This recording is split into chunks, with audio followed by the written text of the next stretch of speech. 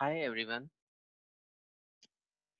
my name is Parth and I'm back with another video tutorial. This video will brief the user about authentication and authorization in ASP.NET.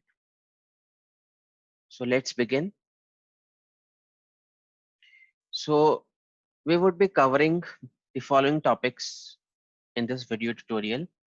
We'll start with the introduction. We'll see why security is important in today's world of cybercrime. And what are the different ways to which we can use to secure our applications or websites. Then we'll see what is an IIS and how does it work. Then we'll understand the meaning of authentication and authorization. We'll see the concept of identity object and principal object. And then basically we'll see different ways of authentication, which are forms, windows, and passport authentication. So let's begin. Why security is important. Security, if you see nowadays, it's one of the most, or you can say very important part of when you're designing a website or a web application. Because if you don't have security, there are people around you who can get into your website, who can basically try to hack. Those people are known as hackers. So they are waiting to find any glitch or any inconsistency in our application in terms of security, and they will try to exploit it. So an hacker can exploit an application or a website in different ways. Okay, he can use a brute force concept, that's the algorithm. He can use sniffers. He can use spoofing. He can also use social engineering techniques. Like you might have seen people basically hacking some user profiles in Facebook or Instagram. And the last one is SQL injection. So SQL injection basically means trying to write a query in SQL, which is basically injecting some kind of anomalies or breaches your data in your website. So let's see a very common example of hacking. So let's say we have a user. User is trying to transfer a money from, let's say, his account to some other person accounts. So what happened in between, the hacker, if that network or that systems are not secured, the hacker will try to intercept the user network. He will create a disturbance in the network in that particular transaction of amount from one account to another, and he will start using any hacking technique which he knows, and it transfers to money to his own account. So this is a very common type of example we see nowadays, which hackers use. Let's say different ways which we can use to secure our application. So there are some bullet points. So first is design your application well. So the design of our application should be such that it's secured. Like it should not, like you should not expose your business logic or code to the external users. It should be a separate layer. You should only expose the UI to the end user. You should always, while storing a data in your database, you should always encrypt it and then you decrypt it when you are getting the data back from the database. You should always apply some input validations so that there's a minimum chance of SQL injection. So input validation helps in ignoring the SQL injection. You should always try to enforce strong password policies for your users in your website or application. And you should always implement authentication and authorization in your application. So let's see what is an IIS and how does it work. So IIS basically stands for Internet Information Systems or Internet Information Services. So IIS is basically one of the most powerful web server which is developed by Microsoft to host .NET, or you can say MVC, or nowadays .NET Core applications or websites on it. So its responsibility is to give us back a response when a client sends a request to it. So how does it work is, you can see on the right side diagram, there's a client who is sending a request. Okay. So request goes to the IIS. Now in the IIS we have worker processes, or you can say ASP.NET processes. It basically sends this request to .NET processes. A .NET process basically sends back the response to IIS, and then it further sends it back to the client machine. What is authentication? The English, or you can say the dictionary meaning of authentication, is to check someone's genuineness, like whether the person is genuine or not. So in ASP.NET, authentication means the same. Like you can say it is a process where you check a person's credibility, the credentials, the username and password. So you might have seen when you create a Facebook account or a Yahoo or Gmail or any other account, and when you try to log in, it will ask you the username and password. So those usernames and passwords are basically the users or person's credentials. What is authorization? So authorization is a second step which comes after authentication. Here we basically give access to a user based on their roles. Okay. So you can see in the right hand side, there's an example. User is first trying to log into a web application. So user writes his login username and password.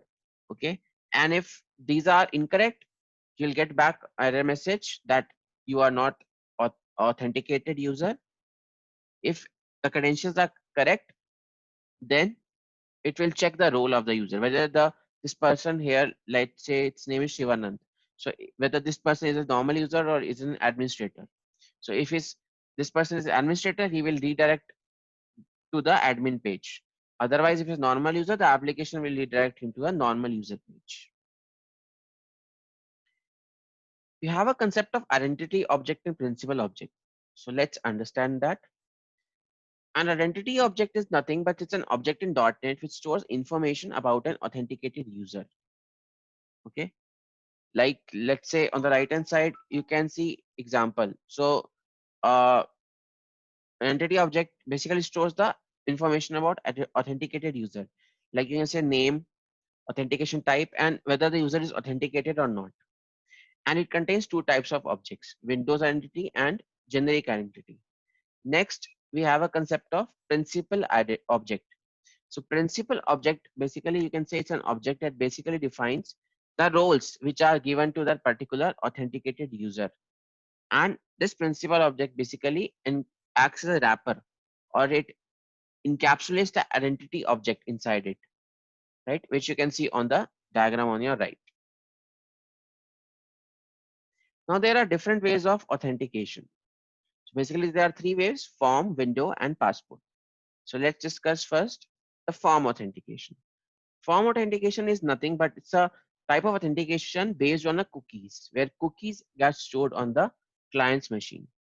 It basically creates a custom form to accept users' credentials, like let's say username and password. Then those credentials are validated with the information stored in a specific source. It can be a database also, or any other kind of source, of maybe a blob file. The advantage of using form authentication is that it's the simplest way of authentication users, very simplest way. And also user does not have to log in again and again for the same application, because that information is already stored in a specific format in a specific source.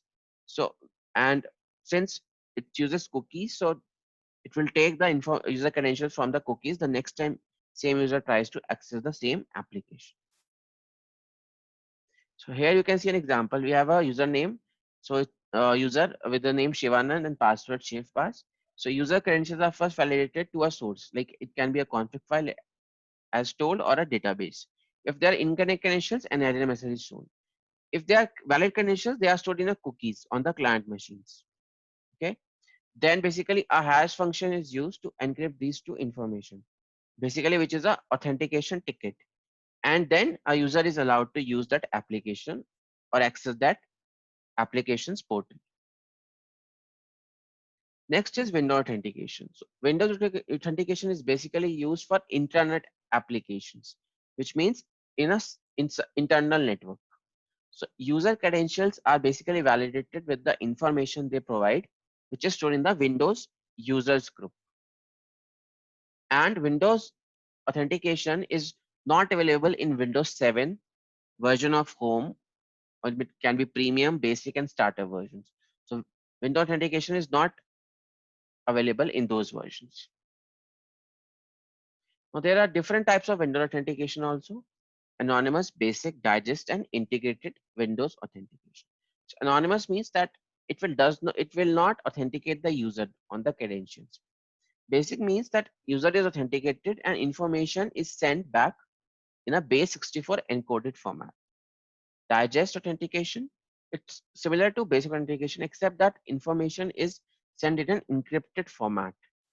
And the last is integrated Windows authentication. Basically, this type of authentication uses either NTLM or Kerberos type for Windows authentication. Last type of authentication is passport authentication. So for passport authentications, user credentials are authenticated using the Microsoft websites. You can say Windows Live or Hotmail or Outlook. Then these users are sent to the Microsoft's login page for authentication, where they are authenticated only, not authorized. The developer here does not require to create his own custom login form because it uses the Microsoft's login page. And for using the passport authentication service in your application, you will have to download the .NET Passport SDK, and you also have to register your application using the .NET Service Manager. So that's all about authentication and authorization in ASP.NET. I hope you might have gathered some information about how authentication and authorization is implemented in .NET. So I will see you in some another video very soon. Thank you.